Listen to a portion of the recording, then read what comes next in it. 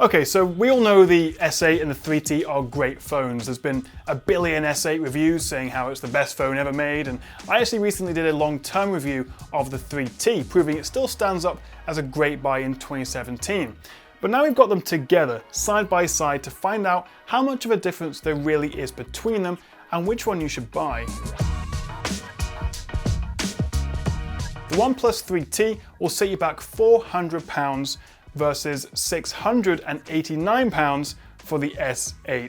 So you could get a 3T and a Nintendo Switch for the same price as the S8. But does that mean you should? Well, let's start by looking at the design. I think most of us would agree the S8 comes out on top here. Honestly, for me, it's the biggest jump in smartphone design since the Galaxy S3. It looks super futuristic and it kind of makes every other phone look a bit dated in comparison. I also think it's more comfortable to hold thanks to the curved screen and rounded corners, and I'm also pleased to say it doesn't have the same palm rejection issues that the S7 Edge had. I still think the 3T looks great, especially with its metal body, which from the back actually kind of reminds me of the fantastic HTC M7 and M8 phones, and of course it also has the added benefit of not being a huge fingerprint magnet like the S8 is. Speaking of which, I really don't like the S8's fingerprint reader. It's not particularly fast, and it's also just really difficult to get to. It's right at the top of the phone, just next to the camera, and it doesn't really feel any different to the camera lens, so you just don't know if you've put your finger on the camera lens or the fingerprint reader. It's just a bit of a pain. I kind of wish it was on the home button like it is with the 3T. Size-wise, the S8 looks and feels smaller than the 3T, even though it's got a bigger 5.8-inch screen versus 5.5 on the 3T, and that's thanks to these super thin bezels, or what Samsung's calling the Infinity display, which has a screen-to-body ratio of 83% versus 73% on the 3T. So the S8 has a bigger screen, it's got a more compact design, it's better protected as well thanks to Gorilla Glass 5, and it's also IP68 dust and water resistant, which the 3T doesn't have any water resistance at all. So in terms of design, I think it's kind of a home run for the S8.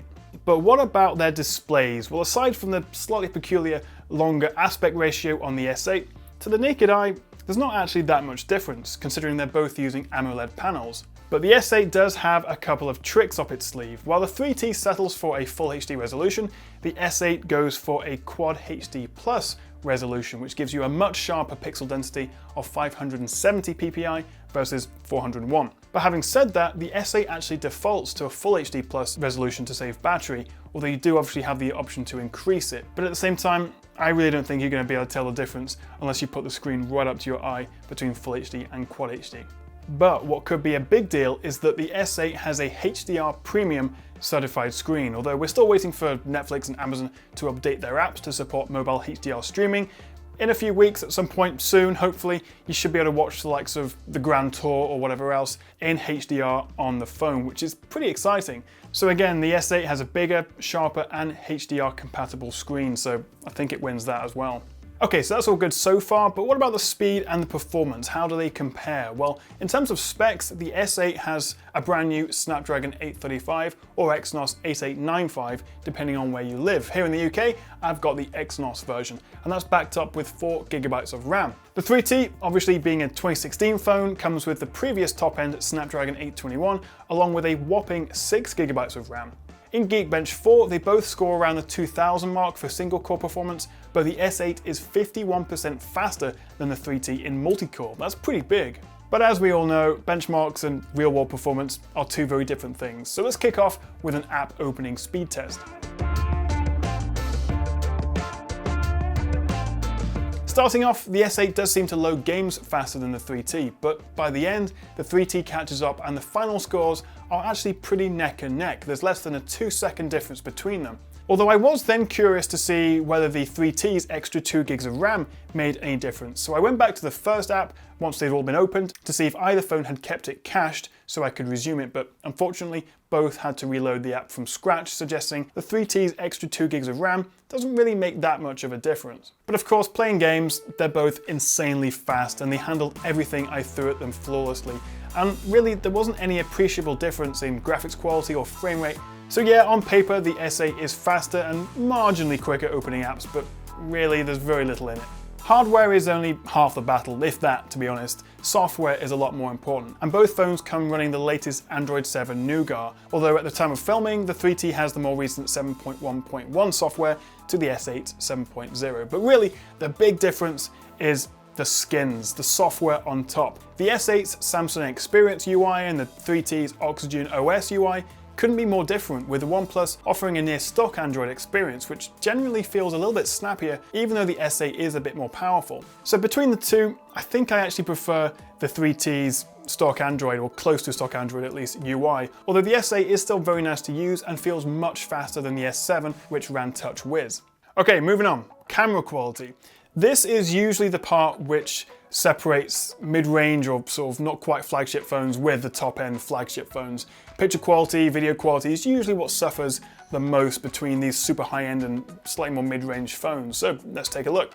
So in this first picture, the S8 on the right is noticeably brighter and also has better dynamic range. Some of the clouds in the 3T's photo are kind of blown out, whereas the S8 handles the contrast much better. Moving on to this picture of a house, they both produce great photos. It's kind of hard to see any difference between them. Although if we zoom in 100%, the 3T does seem to produce photos with a slightly greenish tint, whereas the S8 is more true to life. But this is a very small difference and really a bit nitpicky. But what about in low light conditions? Well, I took the phones to my local pub, and once again there isn't a huge difference, although overall the S8 produces brighter shots. For example, the coat on the back of the chair you can see is much brighter and more detailed in the S8's picture, thanks to its wider f1.7 aperture versus 2.0 on the 3T. I reckon it's time for a pint, and here it becomes clear the S8 handles the contrast between lights and darks, the dynamic range, much better than the 3T. So I've gone RGB mad in this last photo, but it's a good test of very low light conditions, and they actually both perform pretty well. But if we zoom in 200%, you can see some strange artifacting and noise on the 3T's picture between the purple light at the back of the desk and the bottom of the monitor. But again, this is really only under close examination. If you're just putting these photos on Facebook or Instagram, you're not really going to notice. Now everyone loves a good selfie, except me it seems, and there's quite a big difference between them actually. The 3T looks more realistic and has a wider field of view, whereas the S8 is more warm and vibrant, but the Samsung does seem to capture more detail. And finally, we've got a quick 4K video. Right away it's obvious the S8's stabilization is much better than the 3T, although they both do have OIS. Detail is impressive on both, but once again, the S8 demonstrates it can handle the transition from light to dark better. Look at the clouds as I turn away from the plant towards the field, and the 3T is completely blown out for a second or two, whereas the S8 transitions much more quickly and more smoothly. So overall, they both perform really well, but consistently the S8 does come out on top, whether it's for brightness, color accuracy, or most commonly, much better dynamic range. So there is a difference between them, but whether you think the S8's camera and image quality is £300 better than the 3T's, well, that's up to you and how much you value on having the best smartphone camera you can get. So that's all well and good so far, but none of it matters if your phone is dead or doesn't last to the end of the day.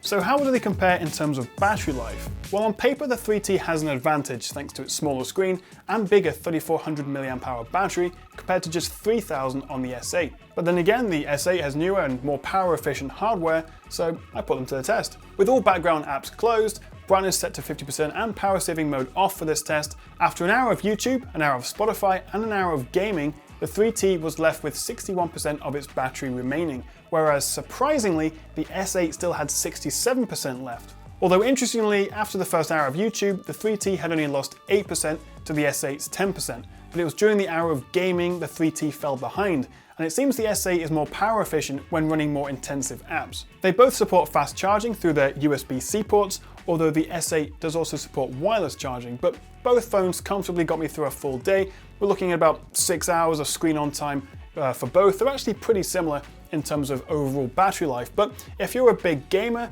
it looks like the S8 is the better choice. So there we have it, the 3T versus the S8. As we all pretty much expected, the S8 is better in pretty much every way, but of course the 3T came out last year and it is £300 cheaper, so it's never going to directly compete. That'll be the job of the upcoming OnePlus 5. So it's actually very impressive how well this thing keeps up with the current flagship S8, which pretty much everyone's calling the best phone in the world right now. Now for me, I use my phone all the time, and actually having the best camera possible is quite important to me. So personally, I would buy the S8, but then again, I'm a tech enthusiast and a tech YouTuber. I think for most people, the 3T really is the best choice, and it's much better value for money. So it kind of comes down to personal preference and budget, but hopefully this video has helped you make up your mind and see the differences between them, and you know which one to go for. So let me know which you prefer in the comments below. If you fancy buying either the S8 or the 3T, you can find links in the description. Thank you very much for watching, guys. Give me a big thumbs up and click that subscribe button down there if you enjoyed the video, and I'll catch you next time right here on the Tech Chap.